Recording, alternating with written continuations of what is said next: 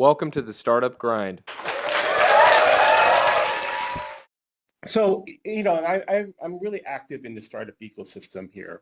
I also board member of Startup SAC. I run Startup Grind, Startup Folsom, and I've mentored a lot of startups. And one of the things that I tell a startup is you need to have some proficiency in digital marketing. And the example I give is, let's say you, let's see, move forward. Oops. So you have an idea. You spend a lot of time. I know there's a Nathan, you're working on a prototype or something. Anybody else working on a product here? Right? And so you're working on your prototype. Let's say you finally get it built. And there is a guy, I have graphics here. There's a guy in Montana that wants it. He needs that solution. So what's he going to do? He's going to Google it. And if he can't find you, there's a Google. And then if he can't find you, you don't exist. Right? So that's why I say every startup needs to have some proficiency in digital marketing. So what I'm going to talk about today is I'm going to do an introduction to myself. I'm going to talk about what is digital marketing. I'll talk about your website. I'm going to briefly talk about search engine marketing, and then focus on search engine optimization, which is SEO. We'll talk about content marketing, self-branding, social media marketing, and then finally, I'll talk about influencer marketing and basically kind of leave you with some next steps.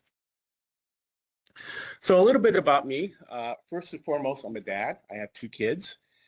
And I would say that's my most important job. And usually my startup world revolves around picking and dropping off my kids. I started my entrepreneurial journey in 2010 where I had an app development company. And since then, I've had 2 exits. And then I'm involved highly with the ecosystem. So I had mentored for MedStart, Startup Folsom, Startup Grind, Startup SAC. And I'm currently working on 2 startups. I'm working on a medical startup where we've developed a formulation for chemotherapy. And everyone has to have an AI startup. So I have another AI startup as well. So when I worked at Aptology, I basically tell people this: if you want to go into entrepreneurship, don't do it when you have kids and a mortgage. And it's sort of a lot of hubris. One of the things people kept on telling me is that, for SEO, you should write content regularly. And I did. I strive to write like a blog a week.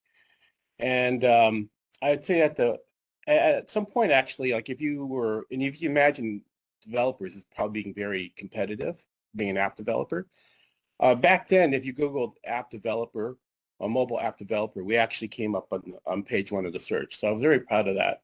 We don't do it anymore because I haven't kept it up. And then my blog actually got picked up for like top 20 mobile advertising blog. And then basically, one of my customers asked me he wanted an app for the Vacaville Police Department. And it was a wellness app. So I built him a wellness app. And then 6 months later, he calls and he says, "Hey, Rich, I need you to build me an app for the Dixon PD." I did. And then the following month, it was the Dixon FD, and it started to snowball. And then he said, "Rich, I need you to join me full time." And we did really well. We basically went from 0 to 4 million in ARR in 2 years. We built over 100 apps, and what I'm really proud of is we prevented 4 suicides that we were aware of. So if before COVID, the biggest killer of cops and firefighters was suicide. And so this is one of the times where I saw like product market fit. I didn't think I really understood it until I saw it in action. And then we got acquired by a private equity company.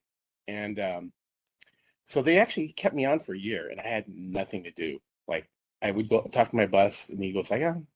So I would go into work, and I would check my email. And actually, I spent a lot of time at the Sac State Aquatic Center. But during that time, I actually started taking courses on digital marketing because before I kind of knew what to do.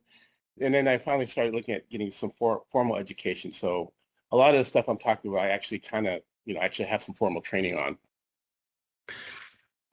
So anybody, can you, what do you think digital marketing is? Anybody? Bueller? Anybody? Your web presence? Oops, that's part. Yeah, it's using online tools and strategies to promote your business. And this is sort of interesting. I don't. Have you guys heard of 500 Startups? They were kind of a premier. They were one of the premier accelerators, and one of the founders was Dave McClure. Unfortunately, he had like his own Me Too. He got caught up in the Me Too moment and was like, he was like kind of his career kind of got shot. But he did say something interesting to me. He basically said, basically for a startup, you build a solution and you use digital marketing to market it. That was kind of the formula. I was like, oh. So that was one of the reasons I started to take more courses in digital marketing, because that was how important it is. So these are some of the strategies I'll be talking about. SEO is probably the biggest thing. Content marketing and SEO kind of go hand in hand. Social media marketing and influence marketing goes hand in hand. And I'm going to touch on search engine marketing, and then I'll mention email and text marketing. I'm not a fan and I don't do it, so I'm not an expert, but that is a tool. So first thing I'm going to talk about is your website. And your website is your digital identity. Like if you meet a startup or a company, and what's the first thing you do? You just go to their website, right? And so that is your digital identity. And I'm going to start off with the name. And, a good name is very important. And I'll just give some examples. So first of all, you want to maybe check, if you have a name, you want to maybe check if there's any innuendos. And I'll give an example. So my company I created, we were trying to brainstorm names. And so we started making up names. So we took app and excellence, and we made a new word, absence. We thought that was a great name. And then we filed our LLC. And then a week later, my friend goes, abstinence? That sounds like abstinence. And then we're like, oh. So, just make sure, do a sanity check on the name. Make sure it's easy to spell. So the name we finally came up with was called Apptology. And then every time I'm on the phone, I have to spell it out, Apptology. I have a friend that they have a really successful startup called Homezada, and she has the same problems. She always has to spell out. So you want to maybe be able to have people, it's easy to spell. And, sometimes I see like there's a word like night, and they sort of modify it a little bit and that becomes very problematic. Ideally, you want the .com domain. I mean, that's by default, you want to get the .com. It's getting really, really harder to find .com domains, but ideally you want it to be available. And you also want to make sure the name's not trademarked. So I was doing a side project, and I got the website up and started building this website. And then I happened to do a trademark search, and the name's trademarked, and it's for the exact same thing I'm doing. So when you pick a name, do a trademark search and see. And if it's not trademarked and you really want to go for the name, go ahead and trademark it. I use LegalZoom. LegalZoom's a great tool, and I've probably trademarked 4 or 5 names using LegalZoom. And the other thing too is that you ideally your name has to ideally do something about what you do, so that will help with your SEO. So, like for example, Ready Start Clean Rooms. Clean Rooms is in the name, so that will help on their SEO. And again, easy to remember. So I think a great name you might be able to get .com is two words together. So like a friend of mine has a startup here called acornfinance.com, and you got acornfinance.com. So it's 2 words, you can spell both. The great name that I always think of is SurveyMonkey, SurveyMonkey, and it's 2 words that you could spell, and the .com was available, and it's memorable. So how do you feel about companies who can just name their domain? You might have I'm working with a startup called Genius, because their name ends US, they can put their name in that US. Do you feel like that is a good direction? I'd rather have the .com. Really? Because you have to think about the user, like especially like the older users. They're used to like .com, maybe .net or .org. And like for MedStart, I have MedStart.community. But, I'm not, we're a nonprofit, so it's not that big of a deal. But if you, by default, I kind of always look for the .com if you really think about it. And I think it's... The name of the company. It's kind of like the company's doing the documents. Right, but you would be, I think that would confuse people. And I think the the best thing is just try it, but I think it would confuse people. Appearance matters. So I have a teenage boy, and I've had to really talk to him about his appearance. Like we take him to school, and he doesn't comb his hair. His hair's like this. Have to talk about him taking a shower, you know. and I'm like, Ryan, and he's a sweet boy. He's nice. He's actually, you know, my wife thinks he's very handsome, but he just doesn't care about his appearance. And the same thing happens with your website, right? You know, so like, it's actually my pet. Ugly websites are kind of my pet peeve. So I am not going to name names, but there's a person that he's got a startup. He's a PhD. He's got a number of patents. His website's a hot mess, and he's raising money. And I'm like, dude, is someone like, you know, one of your investors, you know, first thing to do is look up your website. And if it's ugly, it's kind of a reflection on you. And if it's so bad, I offered to change it for him for free. And I invited him to come here tonight, but he's not here. But it matters. And it really, really matters. Going back to it, your website is your identity. So it should be attractive. And I think it doesn't have to be like awesome, like attractive, but most of the templates that you see on Square or Wix, they have good looking templates. It should pass the glance test. And I'm going to pick on you, Natalie, a little bit. So I was talking to Natalie a couple of days ago, and the name of her is Freshhaven, is that right? And one of the things is when I looked at her website, she has a picture of a globe on there. And what the product she's selling is a washer sheets that are, you know, instead of putting like a pod, it's just a sheet, and you put it in there. And I can't tell what it is.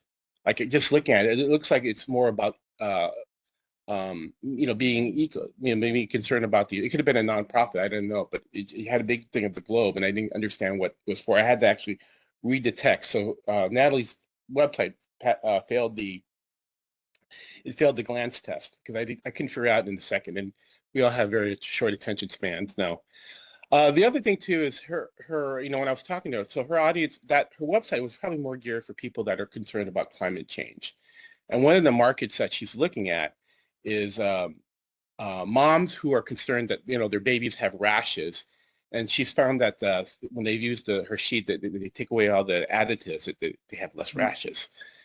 And that her website doesn't reflect that. So she either has, and I said, you either need to have a landing page that sort of like a mom can look at it and tell exactly what it is, or create a different website where it targets that demographic.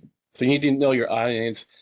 Consistent branding. I know a few of the websites you could actually put, you know, you have a color scheme that will actually keep the color scheme, and have a call to action. You know, call to find out information, download this user guide or something, some reason that you can get information from them. And again, I think you can actually make a relatively good looking site by just using existing templates from like Wix or Squarespace. So it's not that hard. So when I see websites that are just ugly and bad, there was really no reason for that. So search engine marketing, essentially this is Google Ads. And I'm going to tell you, I'm not a fan. In fact, I hate it. In fact, when I first started out, that was my whole business model. I'll just put some Google Ads and we'll just get lots of leads.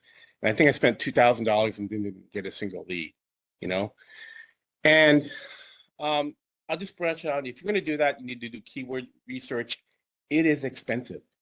So depending on the keywords, and so a keyword for like, just to get an example, like for lawyers, like a injury claim or something, that's like $400 a click.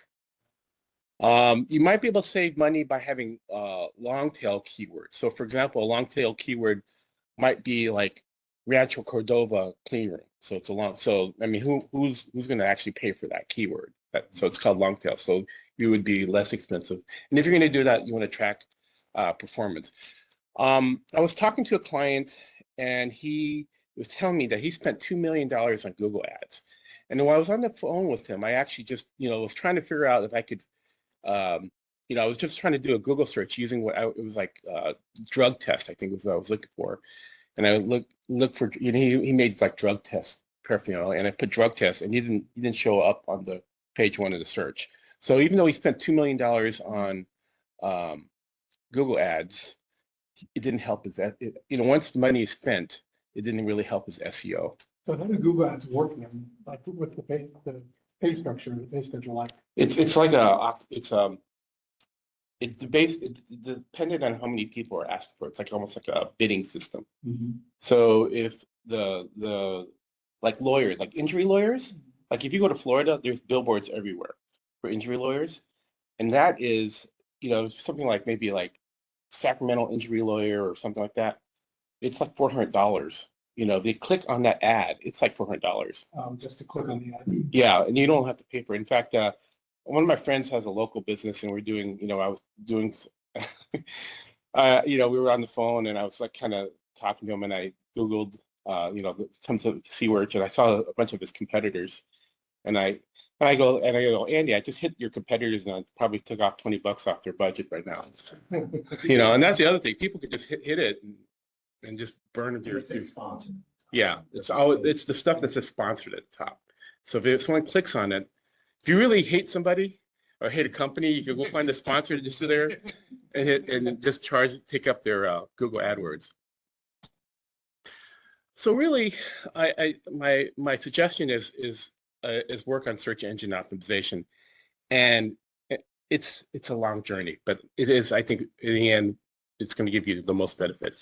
So there's a couple components. There's technical SEO. So this is what I'm going to cover: technical SEO, local SEO, backlinks, keywords, the various tools, and then we'll go into content. So technical SEO is basically stuff that you could just do.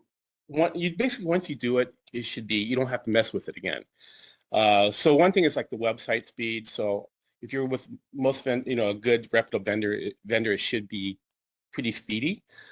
There are things you can do to make it faster. So one of the things is like if you have pictures.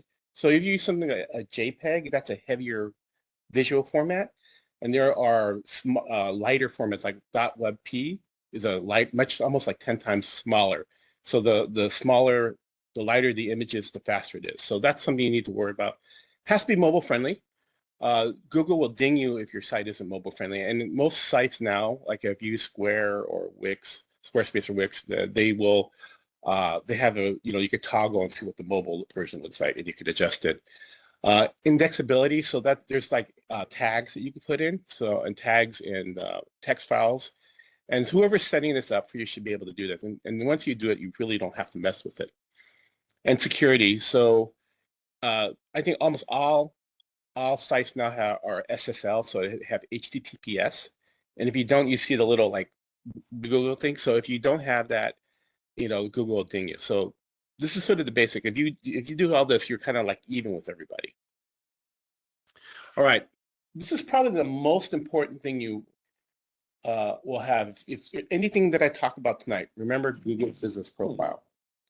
So Google Business Profile, it's a tool that's used by Google, and you need to have a physical address. And as you go through it, there's all this information, fill out the information.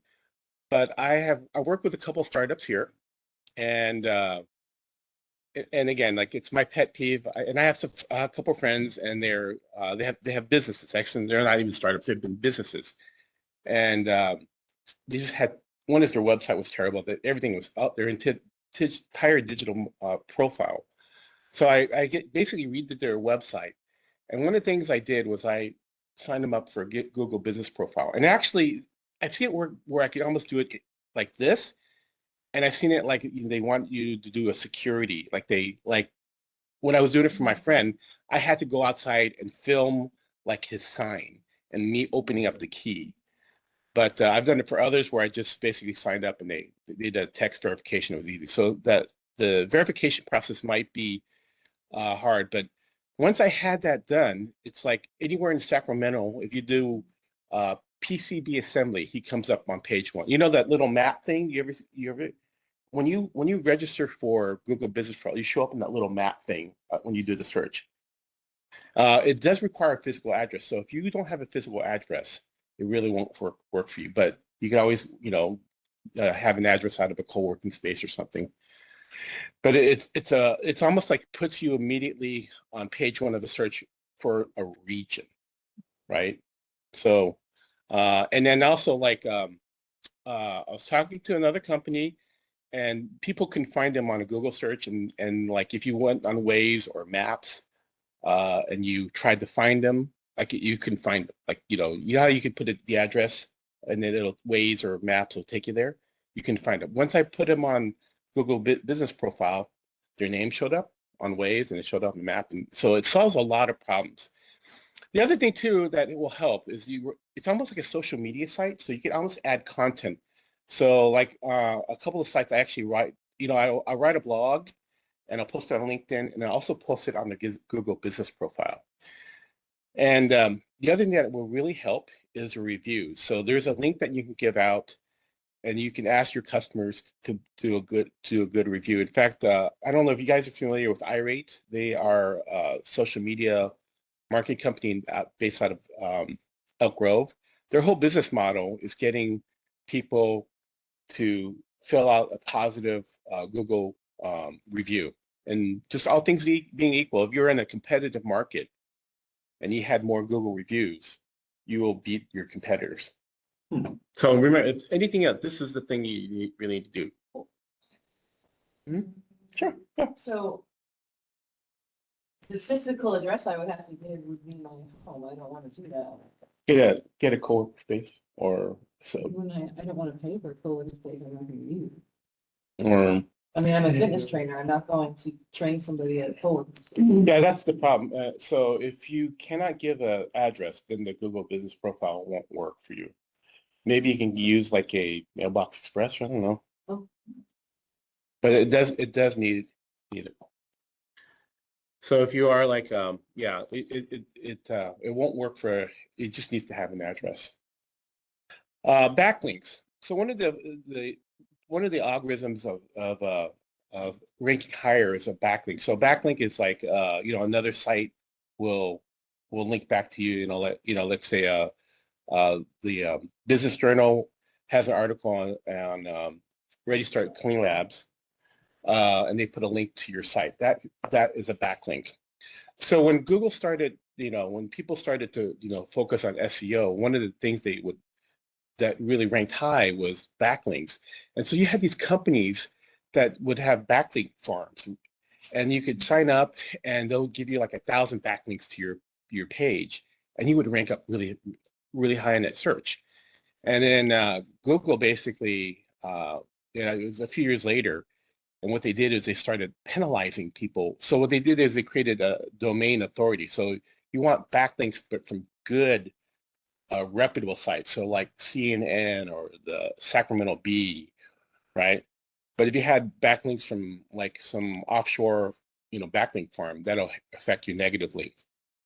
So the more backlinks you have from good authority sites, and I'll give you an example of domain authority. So I've been working at Startup, my other site it's a nonprofit. It's Startup Folsom. I've been doing that for a couple of years. It has a domain authority of 12. When it started, it was 0. So it's not great, but it's not terrible. But you look at something like Amazon. Amazon has a domain authority of like 96. And Google, it's like 100. So you want, you want a backlink that's better. So one way to get good backlinks is if you work with local press. So the Sacramento Business Journal is a good one. The SAC-B, some of the the chambers. If you can get listed on them, they're good. So those are the types of backlinks you want. There is another way to get reputable backlink. It's called Bright Local. They're a company, and you could, for $400, close to $400, they'll register you on like 100 different sites that are reputable sites. So if you need a good reputable backlink, Bright Local is a good resource. Question. So if say there's an article and you have a link to your site in that article, that would That's the qualify backlink. as a backlink. Right. Um, Yeah, and so like I think one of the reasons my site was up was I was actually I was mentioned in the Sacramento Business Journal a couple times. So I had several good links from them, And then actually one of my best ones is wrote an article for IBM. And for a while, it used to be that was like, if you Googled my name, that was Rich Foreman at IBM. That was the top article. Unfortunately, I just looked for it today. It's no longer there. Mhm. Yeah.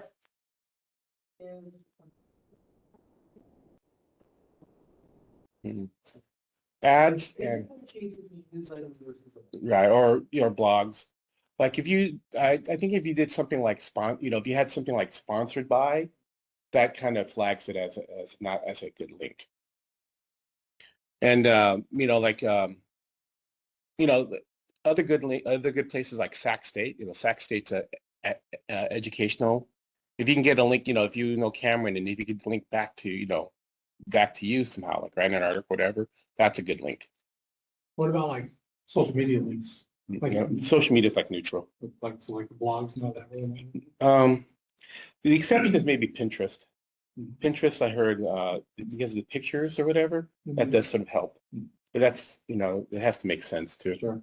Well, somebody in your space, but in a different territory. That's fine, as long as it's reputable. Keywords, again, understand your target audience. So going with Natalie again, she may have different audiences. One was like moms that want to protect their babies. Another might be people that are more, climate conscious. And you conduct research. And I think a part of it is just putting yourself in your shoes. Well, how would I Google this?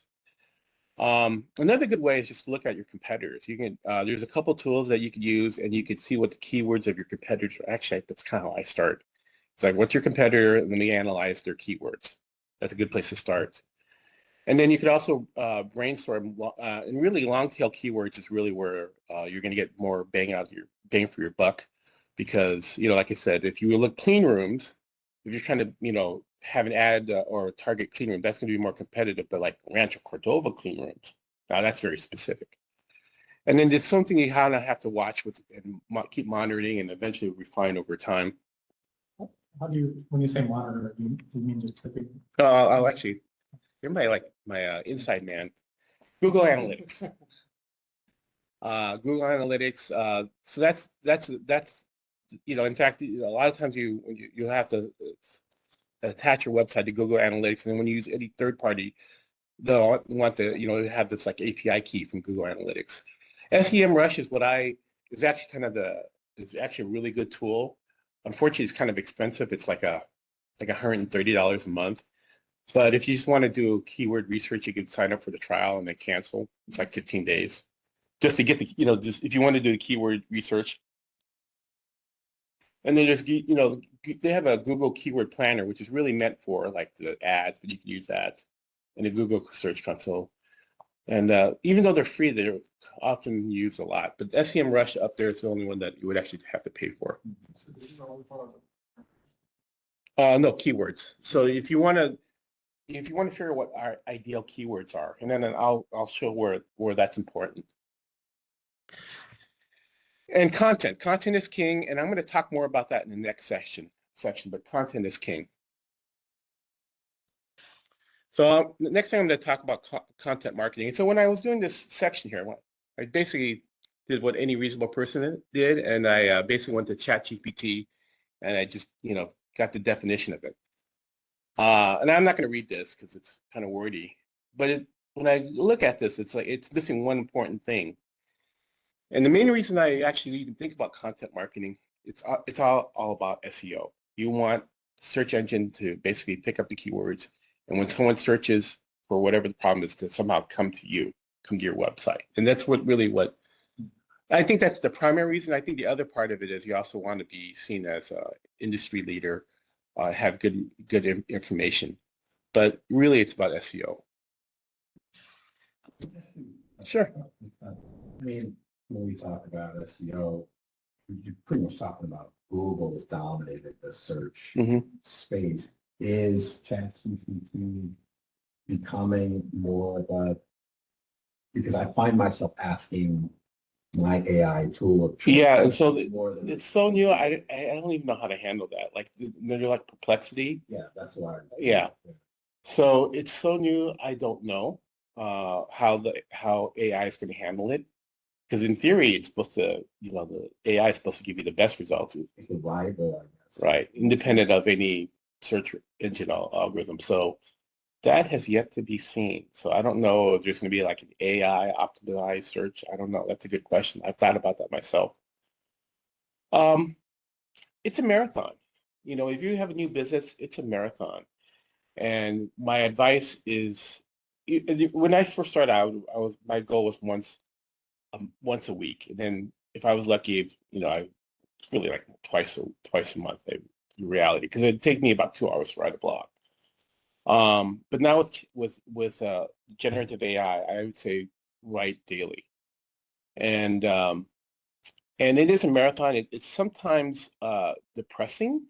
So I had one of my other startups was basically we're creating products and services for dialysis patients, and I was writing a blog daily, and I checked the analytics after 30 days.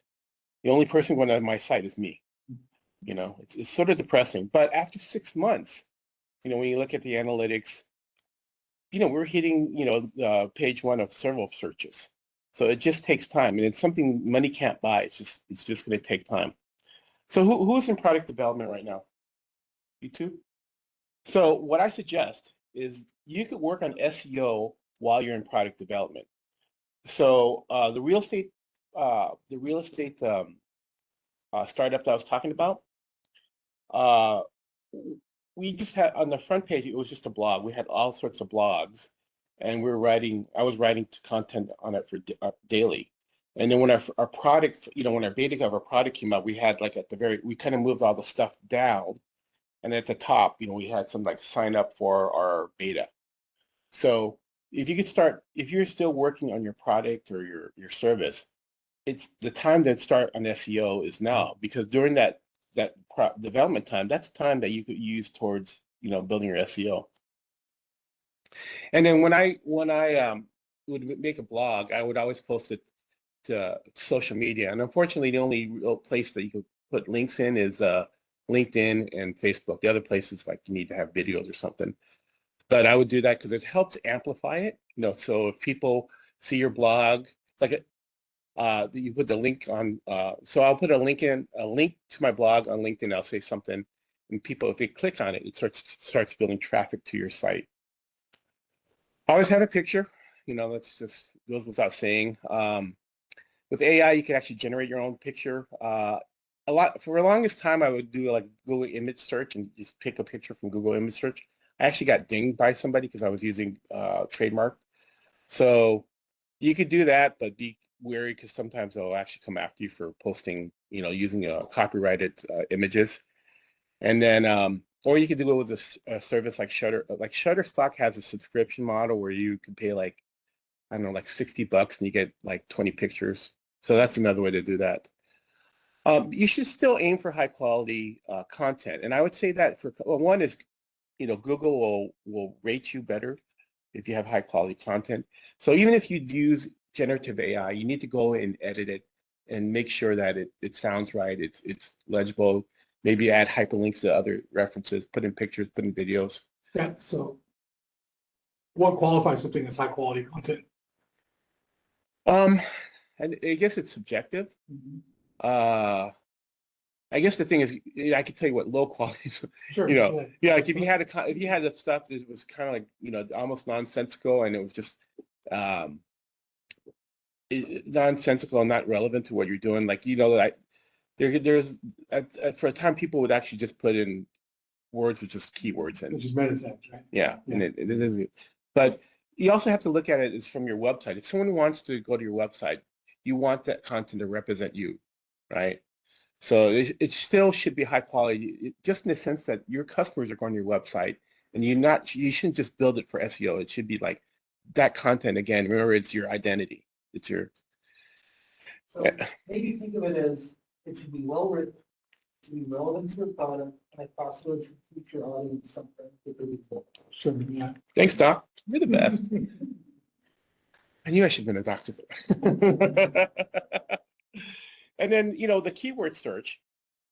So remember, you went back and you should use relevant keywords. So you should know what keywords that are key, and see if you can somehow logically and make sense incorporate the keywords into your article. And again, check analytics often. What was interesting in the dialysis website that I had, one of the biggest search items, our number one article was renal friendly smoothies. So then, if that was really the case, then I would maybe have more articles about that type of thing. So when I was at Cortical, I mean, anybody at this time, I was the CTO, I was the product development, I was the customer service guy, and I also did the content marketing and social media. So the first thing I would do every day was I would go to the office, and my first task is to write something on some blog. And it was something like, I would sit there and try to figure out what to do. I'd do a Google search or whatever. But what you can actually do is actually create, you create a plan. And that way you have a schedule of things that you're going to write about. And a good way to do that is using generative AI. So I'll give a good example. I had generative AI. I had the ChatGPT. I pasted my my URL in there, and I said, analyze this website and give me give me some blogs I could write about. So that's when that's a good way to just create a plan. You could do a Google alert on, let's say in my case, I had a kidney startup. So I had a Google work on dialysis updates or something. And I would get something from CNN on some kidney update or whatever.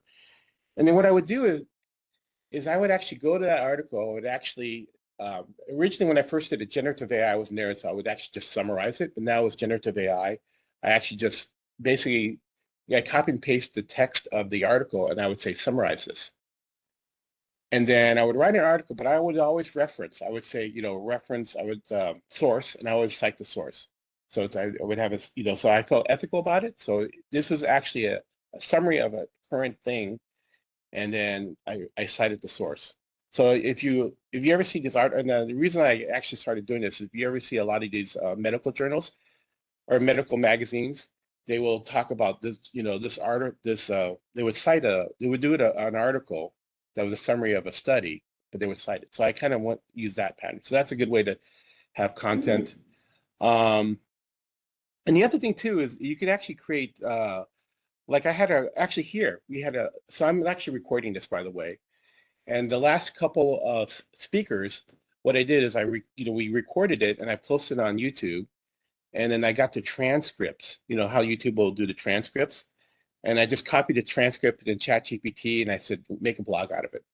So I can make a blog out of an existing, webinar or video.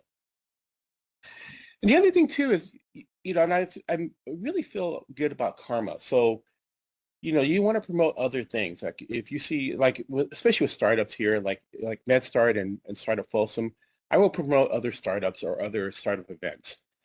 And one is just something to write about. But two, I think it's karma. So social media, I use it. I'm not an expert, but I use it. But the first thing that you should always do is know your audience. Know who your demographic is. And based on that, you want to pick your platform. So LinkedIn, it's definitely B2B.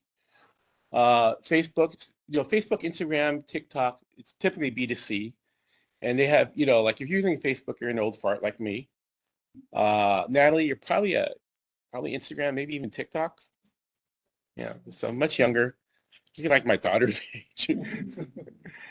And Twitter, I would just avoid. It's a kind of a hot mess unless you have a product that really appeals to like right-wing conservatives. I would kind of avoid that.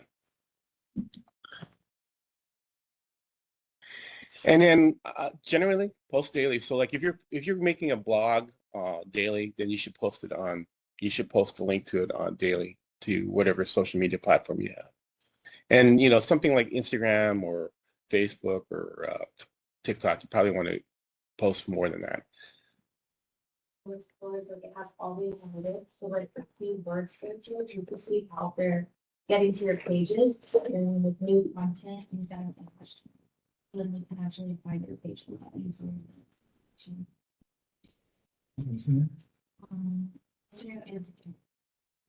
Yeah, I should have you sit up here. Also, social media ads. I haven't. I'm not an expert at it, honestly, but I think it's a good way to target. You know, you could actually pick your interests and pick geography. In fact, in some of the startup challenges, that's one way they've been doing their MVPs is they'll have targeted ads and see if people are interested in whatever the item is. The good thing about it is you could do A/B testing, so you could test this ad and this ad.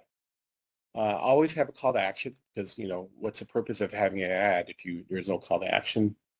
And whatever, you know, the landing pages, make sure it's, you know, mobile, at least mobile friendly as well. So influencer marketing, and I'll go over like, you know, this is the big one. Like, so, you know, if you can get the Kardashians to promote your product, you're probably in pretty good shape. But, you know, it would cost a lot to do it. So this is sort of like what ChatGPT recommends. But for startups, I would say maybe it's probably better if you're looking at influencer marketing is to look at micro-influencers. And so they're typically a social media person that has like less than 100,000 followers. A lot of times they will do like a post for you, just send them free product. And, you know, you guys know what an affiliate program is? So an affiliate program is you could basically create a special link, and when so let's say you sign up an influencer, put a special link, and it tracks how many sales that was attributed to them. Yes, as well. So you could actually, with the micro influencer, would actually be, you know, actually make a lot of money from affiliate links, so they can help, you know, they're incentivized to promote your product. And now, if you can make videos, if they make a video, you can take their video with their permission, and you can also post it on your social media or your website. There's a site called thesocialcat.com, and it's a micro influencer site. I think their levels is like maybe $200 a month, and you get maybe 5 like micro influencer for $200 a month or something like that. And you know, you can either offer money or offer them product or offer money and product, and an affiliate link. You know, being a startup, we only offered free product, and we would get people. You know, I would always get five influencers a month. I would post on it, and I would actually say we also have an affiliate. So from a startup standpoint, this is maybe a more affordable way to do influencer marketing. And I want to talk about building your personal brand. So when I was, you know, when I was my own business, right, you know, when I had Aptology, I represented the company. And you can think of a couple people. Elon Musk represents SpaceX and Tesla. And then at my last startup, we had the founder was a clinical psychologist.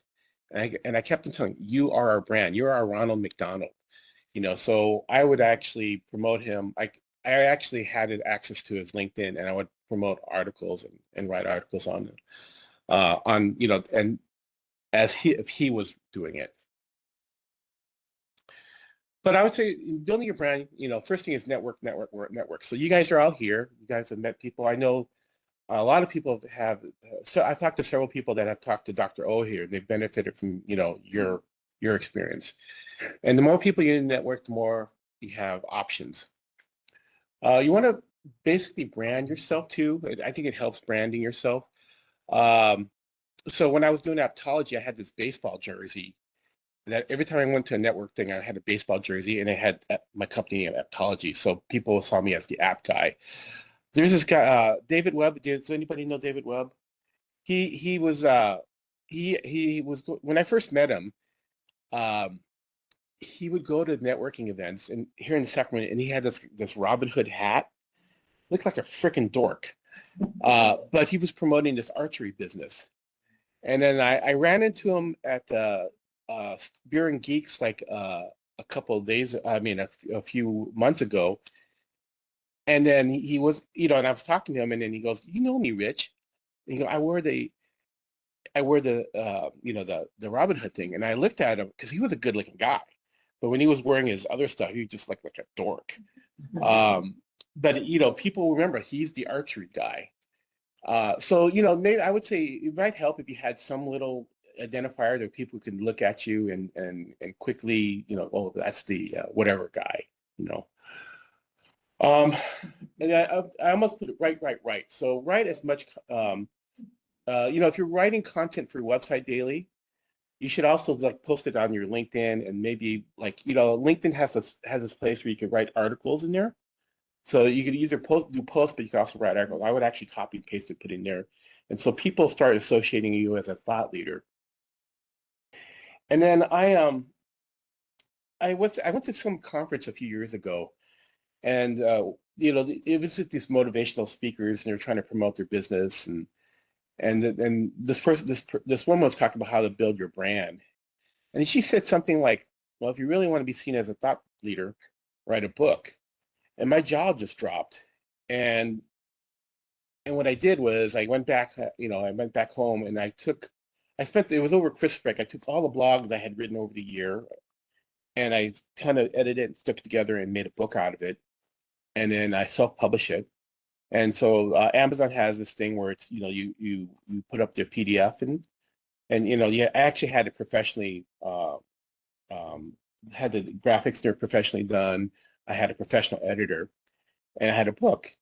And so I would, you know, so when I met with clients, I would hand them a book and say, you know, here's my book, if you know, and so it's one way to promote yourself as a subject matter expert. I also think organizing events, you know, holding events and organizing events. So I had started Startup Grind, and I think Larry, you've been to a few of them. And I was able to get some really good people in, like Dr. Pam Marone. She took a company public. Kevin Nagel, who owns the Sacramento Republic, but he sold his business for like $2.2 billion or something. But by doing these events and organizing and being associated, so I'm not a billionaire, but people saw me with a billionaire. So that helps build your brand as well. The other thing is speak at events. And anytime I have an opportunity, I will speak at an event. I have a couple presentations that I can talk about. And the more you do this, you sort of get a reputation. So like the city of Sacramento had something called BizX, and they asked me to speak at it twice. I'm still trying to get into TEDx. I haven't quite got there yet. But the more you speak, you know, the more you're seen as someone of influence. And finally, I always think, like, help others. You know, I mean, don't help others not because you want to build your brand. Help others just to help others. And I believe in karma, and that will eventually come back to you. Okay, so what's next? What do you guys do next? And the first thing is educate yourself. So there's a lot of like things that you see out there, in, you know, a lot of you know, theories, or like, this is what you should be doing for SEO. Just educate yourself. I went through a lot of courses through Coursera. It costs like $49 a month, and you know, I actually got like certificates from Stanford and UC Davis. So my LinkedIn, I have like 20 different certificates, and you know, it looks like I'm a Stanford grad and an MIT grad. But educate yourself, learn more about this, because I'm just kind of giving you enough to know to be dangerous. Really, you're not a digital marketer. You just know that it's there. And if you can't do it yourself, find someone that can do it. You know, I know, because again, this is how you differentiate. You know, there's this whole article that I was going to talk about traditional marketing versus digital marketing. And you know, traditional marketing is like newspaper and you know, TV. That's so passé. You really have to be proficient in digital marketing. So you guys have been asking questions along, but I don't know, is there any questions you have? Ethan? So have you have any experience with podcasting, how that works out? Been more like video, but I think it helps in the sense that you're out there. And if you're interesting, you know, you'll start getting a following. I think, so if you're going to do a podcast, and this is the way I would do it, I would actually have a video podcast. So then you're on YouTube. Then I would convert it to audio. Then you're on, all of Spotify, Apple Podcast. And then I would take the content, I would do a transcript, make a blog out of it. Then you're in text. So then if you go from video to audio and text, so you're covered in all three multimedias. But then again, it's like even if you have a podcast, you still have to promote it. But at least you're out there, and people could stumble upon it. And all it takes is Kim Kardashian, to follow your podcast, and you're like doing amazing. Yeah, I would think you should shoot for a broader audience for a book or a podcast or a blog than you're actually going to try and sell to, because they could know someone who needs that product, right? I don't know. It's like if you go broad, I think it's almost better if you go more niche, because then you're more focused, and then people could find you. But sometimes that's why you have to look at the analytics. Like my smoothie article was the one that was ranking #1 on a Google search. Who knew? Right. So Yeah, if you have a website called depressing.com, right? that's a great name, actually. And only talks about depressing subjects, I would think something like positive.com would be better. Yeah, but there's people like to be depressed. It depends on your niche market. Okay. If you have a product that's meant for depressing people, then that's you got to figure out what your audience is. I think that Rich's earlier point is more about how much you produce than the audience, the space, right? Because if you're primarily going to your audience, then it's really a numbers game, right? If you do 10 articles a year versus 100 articles a year, you're just going to have a better chance of the 100 articles. It's not how wide your audience is. It's just how many things are out there that they could potentially stumble on. One in Natalie, and when you look at the analytics, and you've seen the analytics that people are finding search words, and you wonder, that's what the key, like, okay, they're searching for this, and then focus on that, whatever that term is, or in your case, make a hashtag out of it. Before we were just putting content or eco-friendly people being like an eco-friendly product, and that's not what the analytics were showing at all. Like people cared more about skin or like sensitive detergents and things like that. So now we're like, okay, let's pivot and make the content more like protect your baby's skin and things like that. And once we started doing that and stuff, we started getting a lot more views. And I'm like, okay, like not what we thought, not what we wanted it to be, but like that's what we wanted to do. You do what the market, you follow what the market's saying. And those are blog posts you're putting on your site? For us, we're doing TikTok and Instagram. Okay. But I know we're sticking on Facebook. But like you said, it's not my favorite. It's not a good night. Give it to the teeth myself. Sure, yeah. Well, like the moms and the grandmoms, we're all there. Although I think I have to work on my twerking skills before I get back on TikTok.